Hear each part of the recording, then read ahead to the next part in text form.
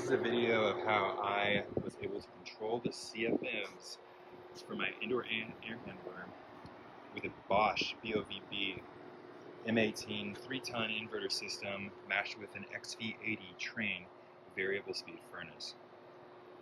I'll show you the wiring for both the thermostat, air, and the furnace.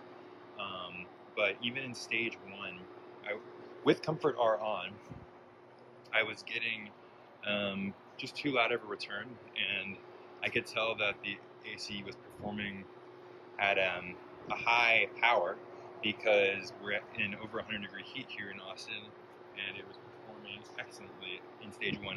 It never goes into stage 2. So I went to my furnace and I manually switched the dipstick switch settings to tell the furnace that this is a 2.5-ton AC unit. But this is the Bosch inverter, so it automatically ramps down when there is less furnace load. So it automatically controls that. And I double checked this by checking the temperature differential at both dipstick switch settings, and it was good on both, exactly 20-degree differential. So yeah, I'm going to post some pictures and let me know what you think.